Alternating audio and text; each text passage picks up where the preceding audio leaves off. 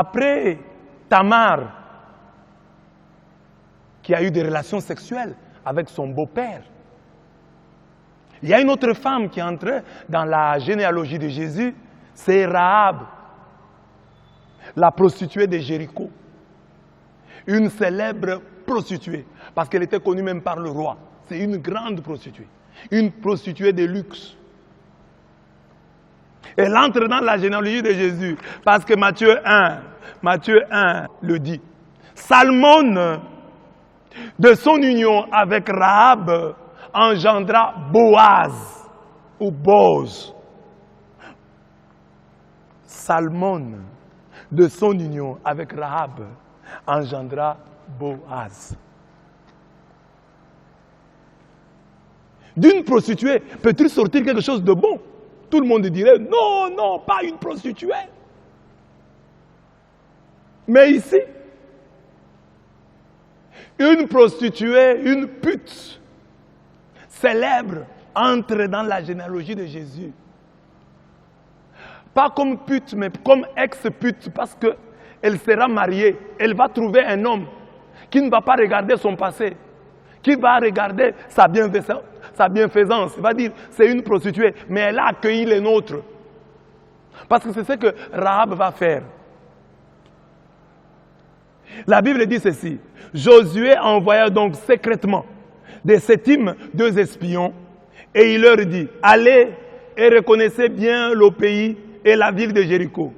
Étant partis, ils entrèrent dans la maison d'une femme débauchée, nommée Rahab, et se reposèrent chez elle. Quand le roi de Jéricho apprit que les 2 espions avaient passé nuit chez Rahab, il lui envoya un message pour qu'elle le lui livre. Bon, le roi était informé. Hein. Donc il y a 2 espions juifs, israélites, qui sont entrés chez Rahab, la prostituée. Le roi va aller dire à Rahab de me livrer ces 2 espions. Mais curieusement, cette femme, aux mœurs légères, cette pute, sauva la vie à ces 2 espions. Les fit monter sur la terrasse de sa maison et les cacha sous des tiges de lin qui y étaient. Donc, une prostituée bienfaisante qui cache les envoyés de Dieu. D'une prostituée, peut-il sortir du bien? Oui, oui. Elle a caché les seins. Elle, la pute, elle, la prostituée, a caché les seins. Les seins comme les seins, hein, donc les saints, donc les justes. Il ne faut pas mal comprendre. Hein? Et Rahab fonda en raison cette trahison de son peuple en ces termes. Qu'est-ce qu'elle dit? Pourquoi est-ce qu'elle a gardé, pourquoi est-ce qu'elle a protégé ces 2 espions, ces 2 saints? Pourquoi elle les a cachés? Elle leur dit ceci. Je sais que le Seigneur a livré entre vos mains tout ce pays, car la terreur de votre nom nous a tous saisis et tous les habitants de ce pays sont tombés dans le découragement. Ces nouvelles nous ont remplis de frayeur, nous avons été saisis jusqu'au fond du cœur et il nous est demeuré aucune force à votre arrivée. Jurez-moi donc maintenant par le Seigneur que vous userez envers la maison de mon Père de la même miséricorde dont j'ai usé envers vous. Donc cette femme dit, je sais que vous êtes des vainqueurs, vous allez gagner, vous allez prendre Jéricho. Donc une pute, mais qui est prophète, parce qu'elle prophétise, elle voit. Elle se met du bon côté des champions, du côté des vainqueurs de demain. Elle a une longueur d'avance. Elle voit ce que les autres ne voient pas. Alors que les Juifs se plaignaient en quittant l'Égypte. Mais elle voit et dit, je sais que le Seigneur a livré pas livrera, a livré entre vos mains tout ce pays. Déjà, nous avons peur de votre nom. Nous tremblons.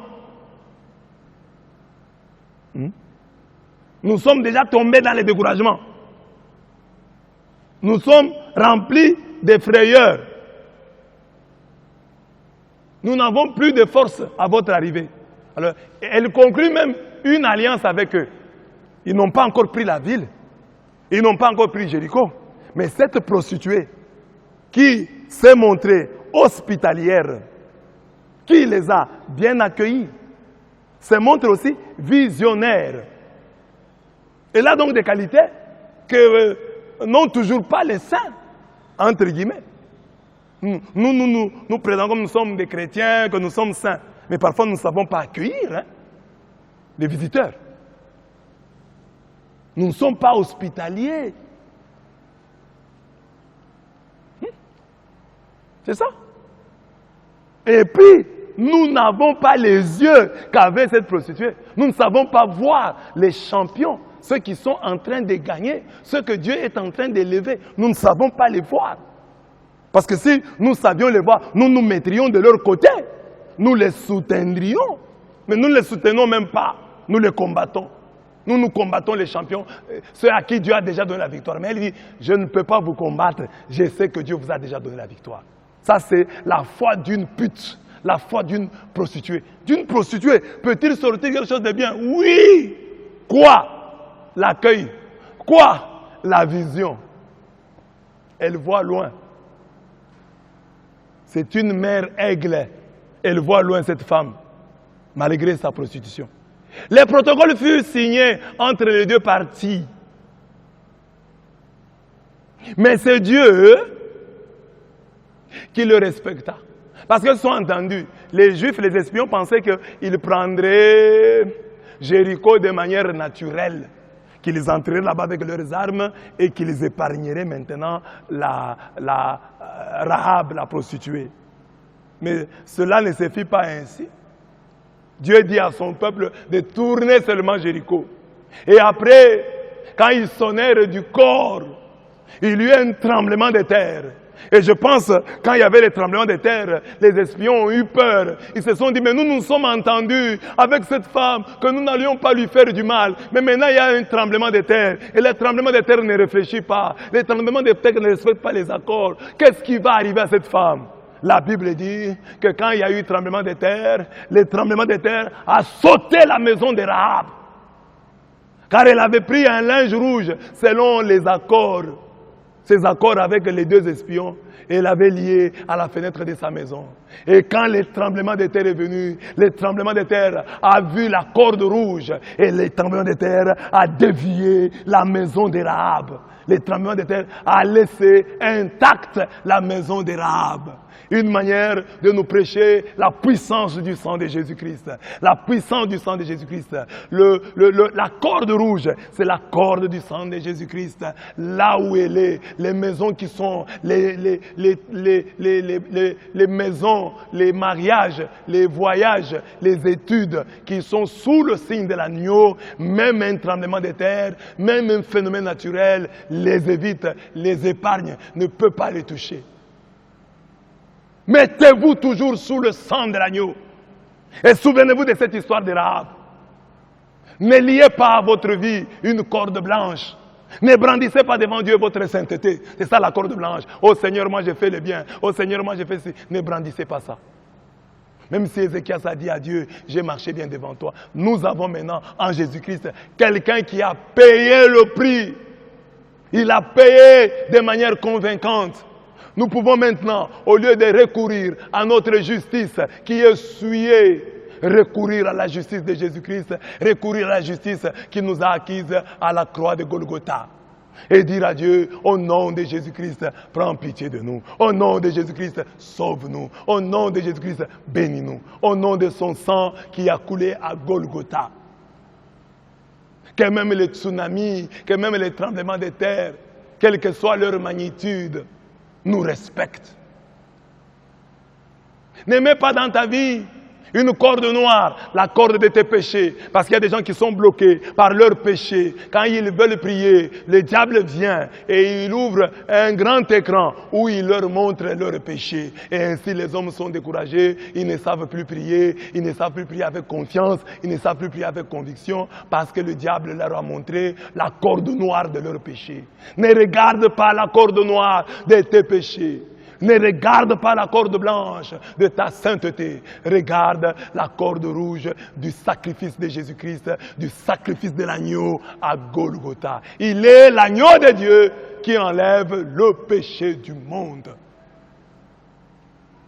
Qui nous préserve.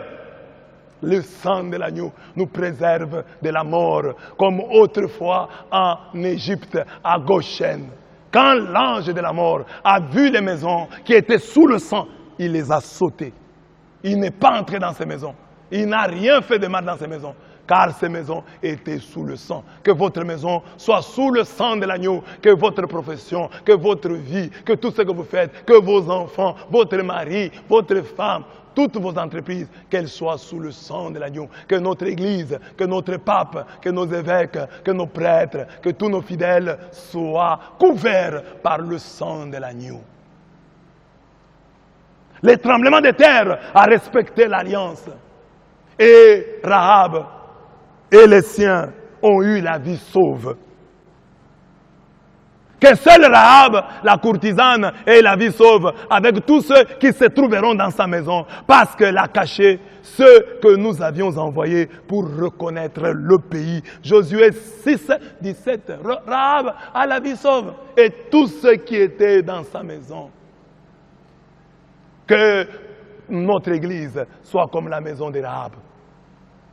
Que ta maison soit comme la maison de Rahab. Que ton groupe soit comme la maison de Rahab.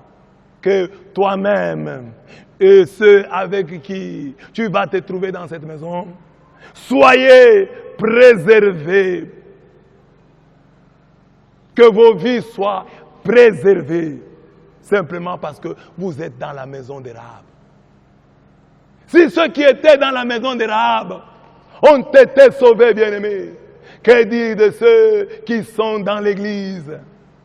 Maison de Dieu, colonne et appui de la vérité. Il faut rester dans l'église.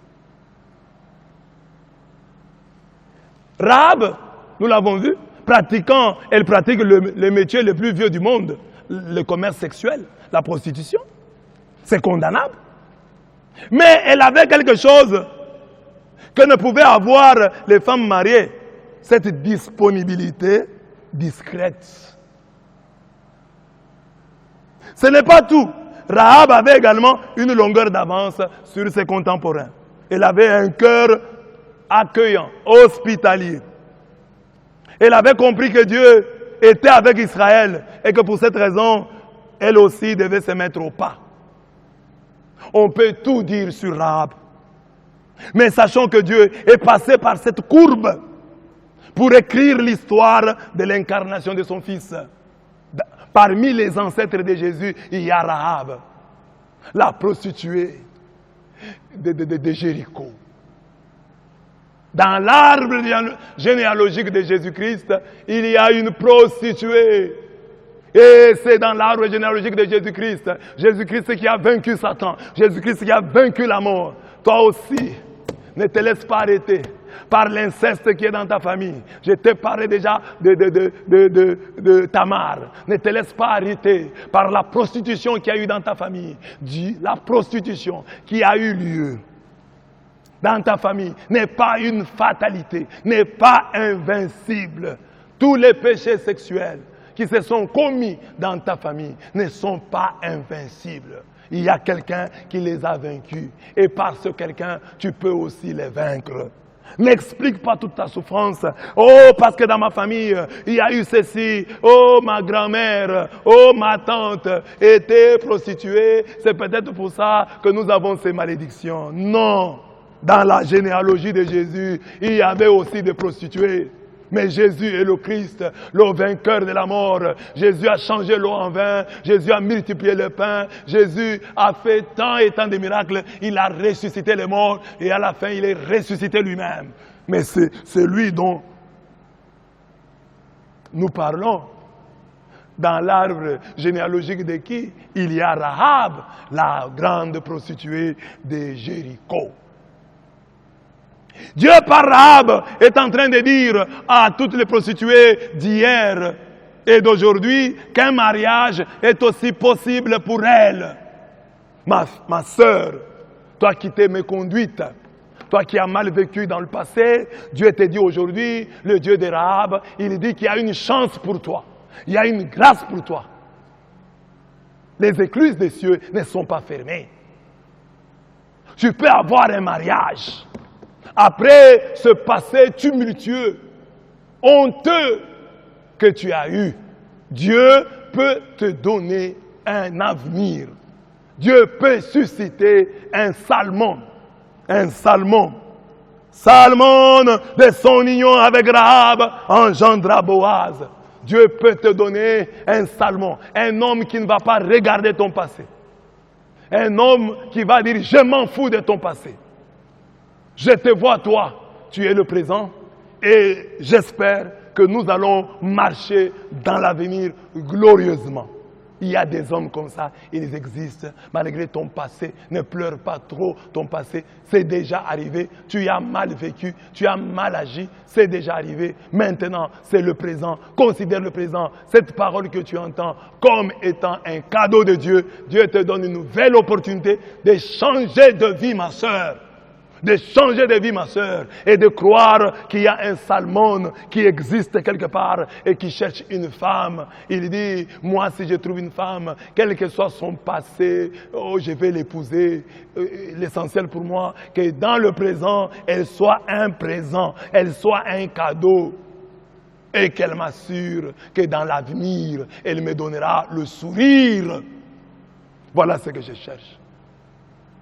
Voilà, il y a un Salmon qui peut épouser une fille au passé tumultueux. Ne condamne pas ce que tu as fait autrefois. Regarde le présent, c'est cette parole que tu entends et l'avenir que Dieu est capable de te donner.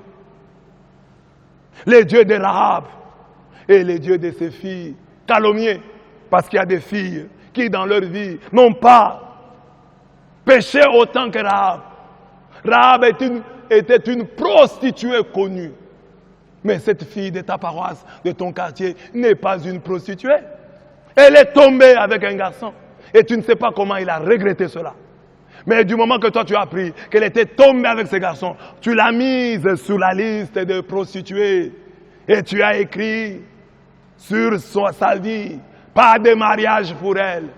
Quand quelqu'un est venu te demander comment tu trouves cette fille, tu t'es souvenu de son histoire. Parce qu'il est sorti avec tel garçon. Et pour toi, pour être sorti avec ce garçon-là, pas de mariage pour elle. Que tu es méchant. Que tu es méchant. La mesure que tu utilises pour les autres, Dieu l'utilisera pour toi-même.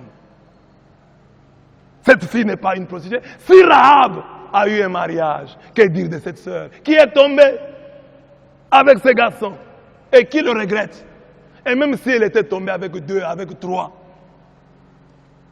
tu ne sais pas comment elle est tombée. Tu sais pourquoi elle est tombée? Tu connais les raisons? Tu connais les circonstances aggravantes et atténuantes de ces tombées? Tu ne sais rien, mon frère. Ferme ta bouche. Ferme ta bouche.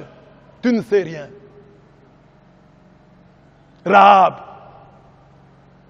avec les courbes, Dieu a utilisé l'encre des courbes de l'histoire, l'encre des bourdes de l'histoire de Tamar pour écrire ces courbes. Le Dieu qui fait concourir toutes choses au bien de ceux qui aiment. Tamar était pute, elle a eu un mariage. Mais est-ce que dans nos églises, il est possible aux filles mal réputées d'avoir le mariage? Nous sommes les premiers à prier, oh, changez mon histoire, Jésus a changé. Mais vous dites que Jésus change la vôtre, qu'il ne change pas la vie de cette fille, qui sait me conduire, et tu ne sais pas pourquoi elle en est arrivée là. Mais toi, tu veux que Dieu change ton histoire, mais qu'il ne change pas son histoire à elle. Méchant que tu es. La mesure que tu utilises pour juger les autres, Dieu l'utilisera aussi pour toi. Et on verra comment tu vas t'en sortir. Dieu suscite donc et a suscité pour Rahab un Salmon, un homme qui ne regardera pas, qui ne regarda pas leur passé, mais qui se penchera sur leur avenir. Salmon engendra Boaz. Et regardez, ils ont même eu des enfants. Parce que pour nous, quand quelqu'un n'a pas d'enfant, certainement il s'est me conduite. Elle a vécu dans des conditions vraiment de péché. C'est pourquoi il n'a pas d'enfant dans le mariage. Mais Rahab, qui était une pute, une prostituée connue, célèbre, quand elle se marie, elle a un enfant. Et quel enfant? Boaz. Boaz, écoutez même le nom. Boaz, ça dit qu'on sent que ça devait être un géant, un enfant fort. Pas un enfant faible, là, fort. Boaz, écoutez le nom. Boaz. Ou Boz. Boz. Voilà l'enfant qu'elle a eu. La pute. La prostituée. Dieu se moque de nos jugements. La miséricorde de Dieu se moque de nos jugements. Regardez cette histoire. Qu'elle touche vos cœurs. Nous qui avons des jugements prématurés et péremptoires sur les autres, laissons-nous instruire par ce Dieu qui fait concourir toutes choses au bien de ceux qui l'aiment. C'est Dieu qui écrit droit avec des courbes. Il y a des Rahab dans ta famille, il y a des Rahab dans ton église, il y a des Rahab dans ton quartier. Tu n'es pas Dieu. Ne mets pas de point à leur vie. Dieu reste Dieu. Et il peut faire pour ces Rahab que tu méprises, que tu critiques, à qui tu refuses le droit du mariage. Dieu peut leur susciter un Salmon. Parce qu'à part leur faute sexuelle, elles ont des qualités que toi tu ignores. Jésus n'a-t-il pas dit, les prostituées et les publicains entreront avant vous dans le royaume des cieux. Parce que malgré leur faute sexuelle, ils peuvent avoir des qualités que toi tu n'as pas. Ici, nous voyons une pute hospitalière. Est-ce que toi, tu es hospitalier? Si ces deux espions étaient venus chez toi la sainte là, tu les aurais accueillis? Est-ce que tu sais voir les champions? Elle a vu que c'est vous qui allez gagner. Toi, qui n'es pas pute, comment sont tes yeux? Tu as 2 yeux, elle en avait 3 et même 4. Elle était extra lucide, elle était clairvoyante, elle avait une clairvoyance spirituelle. Et elle voyait ce que les autres ne voyaient pas. Est-ce que tu as ces qualités? Ne réduisons pas les hommes à leur faiblesse sexuelle, mais voyons au-delà. C'est ce que Dieu a fait avec Rahab, c'est ce que Dieu a fait avec Tamar. Que cette parole nous change notre manière de voir le monde et de juger les gens.